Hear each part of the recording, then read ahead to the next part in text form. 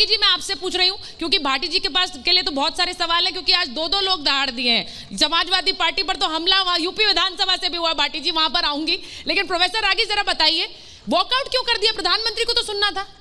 देखिए सुचेता, मुझे लगता है कि प्रधानमंत्री नरेंद्र मोदी और भारतीय जनता पार्टी ने कोई न कोई अपना आदमी जो है वो कांग्रेस पार्टी के अंदर घुसपैठ करा दिया है। नहीं तो ये आ बैल मारने वाली, ये जिसको कहते हैं अपने ही पैर पर कुल्हाड़ी मारने वाली घटना नहीं होती। अविश्वास प्रस्ताव ला करके कांग्रेस ने बहुत बड़ी राजनीतिक भूल कर दी। उसे मालूम था कि 7 घंटे का समय जो है वो प्रधानमंत्री और उनकी पार्टी के लिए है और मात्र 70 मिनट जो है, जो परंपरा है, संसदीय परंपरा, उसके अनुसार है, उनको जाता है। एक और बात मैं टेक्निकल बात बता देना चाहता हूं कि जब अविश्वास प्रस्ताव होता है तो उसमें किसी विषय को इंगित नहीं किया जाता है। सेंसर मोशन और अविश्वास प्रस्ताव में यही बड़ा एक टेक्निकल अंतर है कि जब सेंसर मोशन आप लाते हैं तो उसमें आपको विषय बताना पड़ता है। अविश्वास प्रस्ताव में सिर्फ एक लाइन का होता है कि मंत्रिपरिषद के प्रति हम ये सदन जो है वो अविश्वास व्यक्त करता है।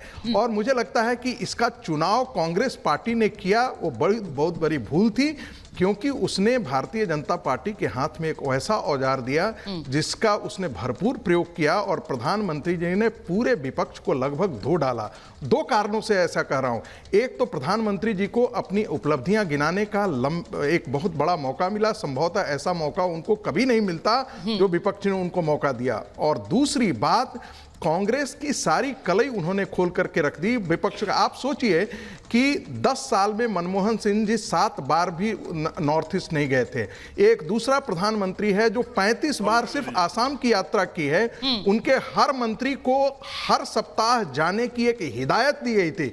जितने भी मंत्रिमंडल के सदस्य थे, नरेंद्र मोदी सरकार की उनको हिदायत थी कि आपको नॉर्थ ईस्ट का विजिट करना है, वहां के डेवलपमेंट प्रोजेक्ट की मॉनिटरिंग करनी है। और जितना डेवलपमेंट पिछले 10 साल के अंदर हुआ है, किसी भी सरकार ने 70 साल में ऐसा नहीं किया था। ये एक अपनी जगह है। लेकिन देखिए, यही मणिपुर है, यही मणिपुर है। 10 सेकंड, ठीक है, कंप्लीट करिए। एक छोटा सा, मैं आ रही हूं, कंप्लीट कर लेंगे। 10 सेकंड, एक छोटा सा, यही वो मणिपुर है, यही मणिपुर है जहां आसफा लगा हुआ रहता था। 6 महीना तक जो है वो अनिश्चितकालीन जो है वो कर्फ्यू लगा हुआ रहता था कई कोनों में। ठीक है, शांति आई। मुझे लगता है कि कांग्रेस पार्टी को हर्ट क्या किया। देखिए, नॉर्थ ईस्ट जो है वो चर्च और क्रिश्चियन मिशनरीज का बहुत बड़ा स्थल रहा है। कहीं ना कहीं उन्होंने भारतीय जनता पार्टी को समर्थन दिया है।